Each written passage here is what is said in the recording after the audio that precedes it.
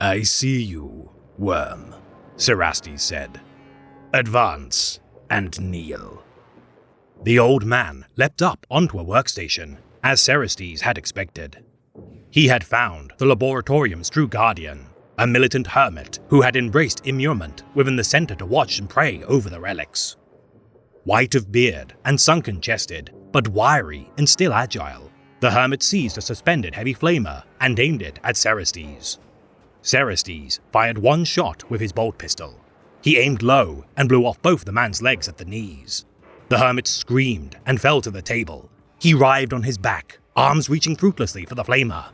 The weapon swung in slow, stately arcs above him, its muzzle a few inches above his fingers. Cerastes walked over to the hermit. He sheathed his pistol, then snapped the man's elbows with 2 quick blows of the Crozius. He placed the head of the weapon on the hermit's chest, pinning him like a squirming insect. Behold your failure, Cerastes said. Everything that is sacred to you shall become the instrument of my purpose. Abomination! The man screamed. In your eyes, no doubt, said Cerastes, but a victorious one.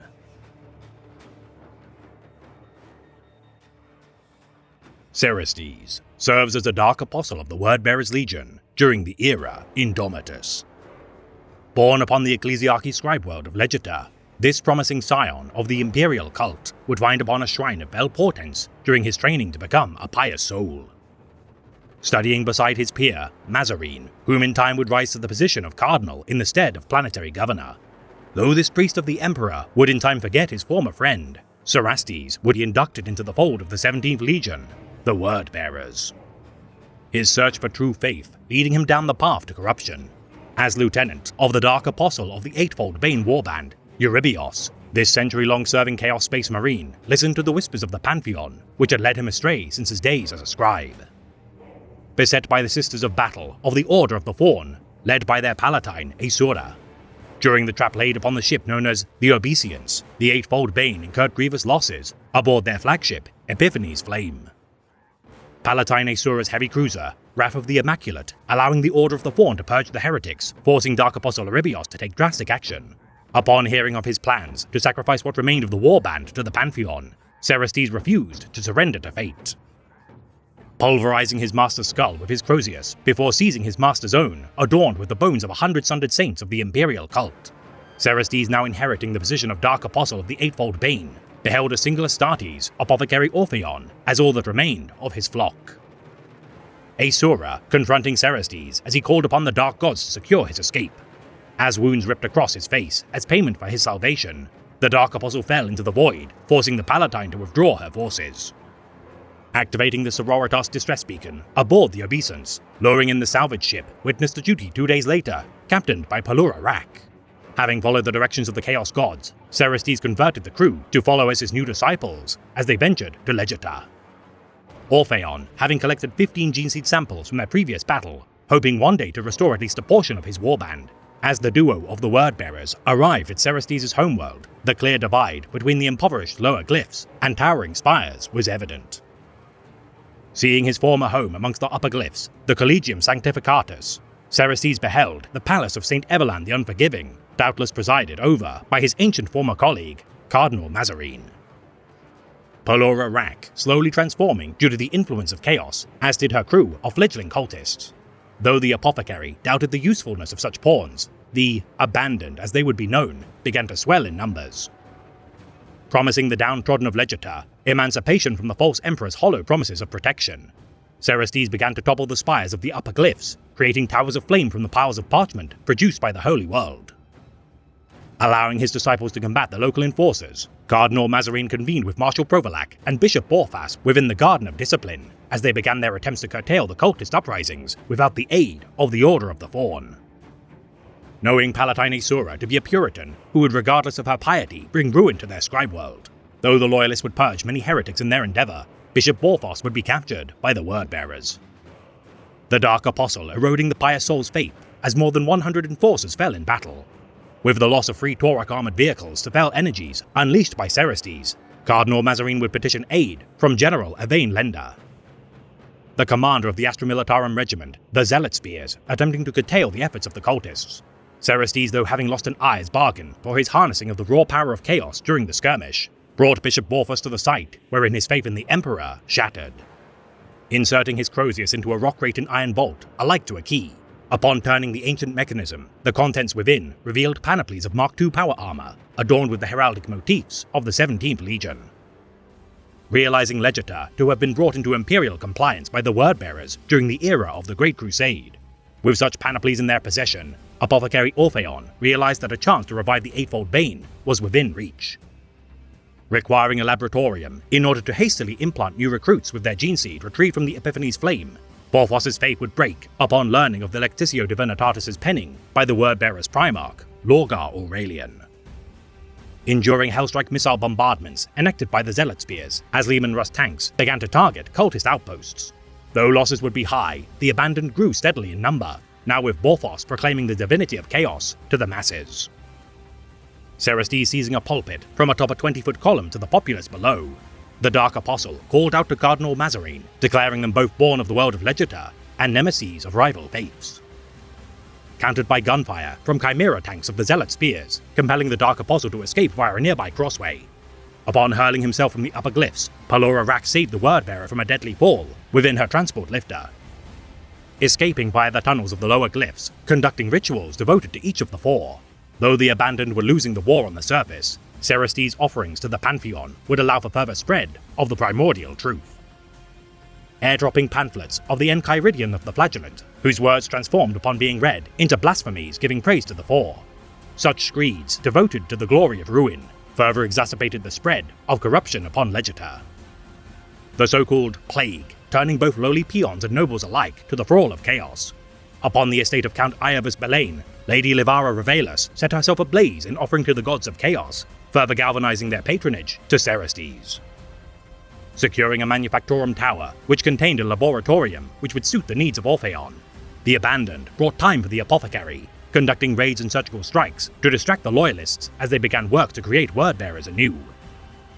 Cardinal Mazarine, still reluctant to contact the Order of the Fawn, despite the clear need to purge such heresy. Though the Loyalists continually outmaneuvered the cultists' acts of terror, their otherworldly patrons regardless shifted the scales back into Cerestes' favor. Contacting Deacon Zechariel Heraias in order to broadcast condemnations of anathema planet-wide to stem the tide of chaos, though the brutal Deacon reveled in spilling vitriol for all to hear, a malignant mold seeped into the chapels across Legitor, stifling such punishments. Desecrating the chapel of the sacred abject as each loyalist kill was countered with new converts, Cerestes beheld the culmination of his revenge as scores of every city of the planet erupted in revolt. Cardinal Mazarine, having no choice but to contact Palatine Asura. Upon her arrival, the Cardinal was arrested for dereliction of command and weakness of faith, as the Adeptus Sororitas swiftly began purging each heretical outpost. The Order of the Fawn vesting every cultist in their path, causing Cerestes to doubt whether he could match the zeal of the uncompromising Palatine. Asura's reliance of the power of ignorance to combat heresy proved potent in the extreme. The dogma of the Sisters combined with the remaining forces of the Zealot Spears and Enforcers, driving back the heretics. Cerestes' base of operations would be targeted, causing him to be buried beneath piles of sundered masonry. 100,000 cultists slain with the opening stages of the counterattack, as basilisks tore down the Tower of Writ. With no more time nor space to rely on, Cerestes broke free from his entombment and spurred his followers to new heights of zeal. Naming his disciples the Raptured, as the closing stages of his War of Faith drew near. At the height of their fervor, the Order of the Fawn burned the reading rooms of the faith to the ground, to prevent further spread of any heretical writings. The Immolator, Molten Grace, leading the spear tip of the Sororitas advance, as mutated cultists crawled on multiple legs towards the heart of the fray. As Asura's forces closed in on the Dark Apostle, 13 Wordbearers clad in ancient Mark II panoplies joined the fray. The toil of Apothecary Orpheon, allowing for untrained yet well-armed new members of the Eightfold Bane to aid Cerestes. Though one such warrior perished soon after the engagement began, their combined strength compensated for their lack of training. Targeting the crossway with which the Sisters of Battle walked, causing them to fall to their demise. In an act of unquestionable religious fervor, Palatine Asura leapt through the tower of Grasping Faith stained glass windows below, contacting her forces to regroup. Luring the heretics into the librarium of the Collegium, knowing that to secure the palace sector would ensure victory, The Order of the Fawn deployed their withheld might, easily outmatching the Raptured and their Wordbearers' reinforcements. Rhinos, Incinerators, Castigators, Exorcist Artillery, and Seraphim Infantry combating the cultists within the palace courtyards. As Retributors unleashed Flamers and Meltafire, Arco-Flagellants mopped up anything which survived their fury. Unproven Wordbearers fell, as Cerestes was once more crushed beneath defiled architecture of his homeworld. His life saved only thanks to the monstrosity formed of both Palura Rak and Bishop Borphos, which rallied 10,000 cultists to harry the sisters' flanks. Clawing his way free of his imprisonment, as Mazarine burst into the Cathedrum. Now confined within the chassis of a penitent engine, perhaps some semblance of the tortured Cardinal sought vengeance for his failure. Crushing Mazarine's skull with his Crozius, ending the torment of his nemesis, Cerestes received a vision from the gods of chaos, witnessing Legitur's transcendence as earthquakes racked its surface. Armies of demons tearing through warp rifts which littered the surface.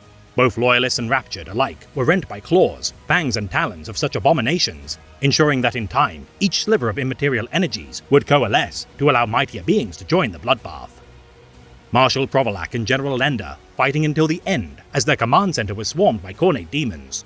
Though the palace sector bore the scars of the realm of chaos, Palatine Asura nevertheless confronted Cerestes once more, stabbing the Dark Apostle with her power sword, leaving him to die as she embarked to the wrath of the Immaculate in orbit to enact Exterminatus. Apothecary Orpheon tended to his master's wounds as the Order of the Fawn withdrew from the planet, surrendering all that remained of his soul to the Pantheon in order to prevent his efforts being made in vain. Every warp rift combined to form a planet-consuming storm, denying its death from the Emperor's servants.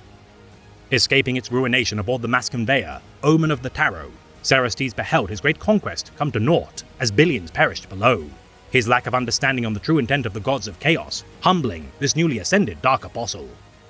Rewarded for his efforts with a new eye, lidless and bearing colors of red and gold, Cerestes now sees the strands of the warp made manifest as he attempts to manipulate them to best serve his patrons.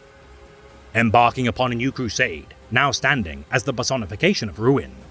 Though Dark Apostle Cerestes was denied his chance to convert his former homeworld to the praise of the ruinous powers, doubtless the Eightfold Bane shall continue to harry the stars in the name of Chaos Undivided.